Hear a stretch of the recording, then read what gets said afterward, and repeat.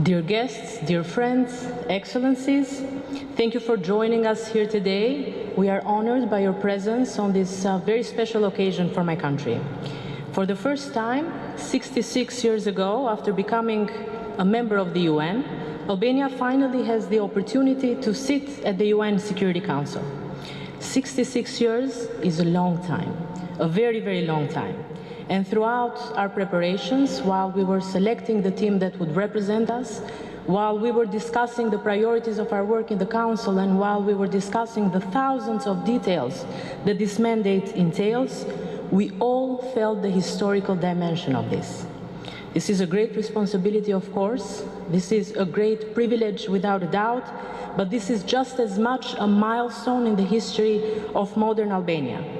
It shows how far we have traveled and how much our country and our people have achieved. I remember when I first arrived in the States some 25 years ago, my family and I lived in Massachusetts and I studied there. And one of the things that remains with me to this day from those early years after I arrived was the sense of uneasiness that I felt every time I was asked where I came from. There were those who had no clue and had never heard of Albania.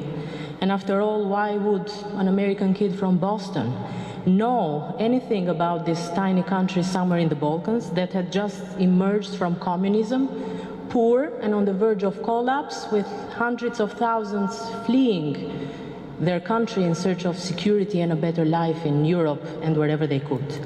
But it was even worse when they knew where Albania was and whether they had any knowledge of what Albania was like in the early 1990s. Because frankly, there was not much to be proud of. This was not just my experience. This was the experience of thousands of my fellow Albanians who left the ruins of their country during that terrible period of our history. Fast forward, in August of last year, Albania opened its doors to several thousand at-risk Afghans, civil society and women's rights activists, doctors, educators, artists, journalists, who had to flee their country in fear for their lives and their families. I met many of them, and they reminded me so much of myself when, to borrow an expression used by the Prime Minister, I was one of the Afghans of Europe, fleeing my country in search of a better future elsewhere. And it was precisely this reflection that made me realize just how far Albania has come and just how different a country it is today from the country that I had to leave behind as a kid. We have gone through tyranny, through collapse. We have gone through poverty and conflict. We have seen our region, our brothers and neighbors devastated by war and destruction. But much has changed since then. Albania is now a modern democracy with the highest representation of women in government. It is a growing and vibrant economy about to open formal negotiations with the European Union. It is an anchor of stability in the region and a net exporter of security, playing a crucial role in consolidating peace and cooperation in the Western Balkans. Frankly, there is much now to be proud of. And it is with this in mind that I say that being in the Security Council is a milestone in the history of modern Albania, that it shows just how far we have traveled and just how much our country and our people have achieved.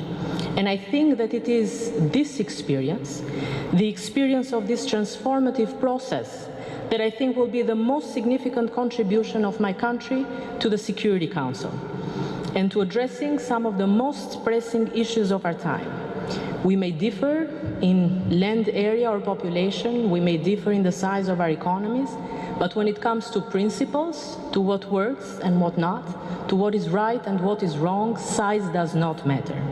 We come to the Council with a sense of realism of what small countries can achieve, but we also come to the Council with a sense of optimism that even small countries can make an impact on issues such as women, peace and security, or combating violent extremism, human rights and international law, or climate change and security, or increasing the transparency and efficiency of cooperation between nations in the Security Council. These are all our priorities.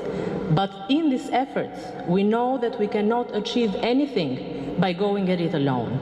The only way to have an impact on any of these issues that trouble the world today is by working closely together with all like-minded countries, by striving for common ground and what unites us, even when there are many areas on which we do not see eye to eye. We have been overwhelmed over the past year by how many countries have reached out to us with a desire to work together. And that is precisely what we want to do, work together, so that we can create synergies and turn our presence in the Security Council into just one segment of a relay race where a country picks up on those issues where its predecessor left off in the Council and hands over the file or the baton to those that come to the Council after it when one's mandate is over. This is our vision, this is our hope, and we hope that we will have occasion to work together with as many of you as possible for the sake of a better world. So I thank you all for being here today and showing support. We are very grateful for your friendship and partnership. So now I'd like to invite to take the floor for his remarks the President of the UN General Assembly, Abdullah Shahid, whose presidency for hope has been acting and motivating despite the various challenges that have been knocking at its door, demanding its immediate attention. Albania is happy to work with you, and I'd also like to thank you for your important and successful initiative standing for vaccine equity, a welcome call for solidarity worldwide. PGA Shahid, the floor is yours.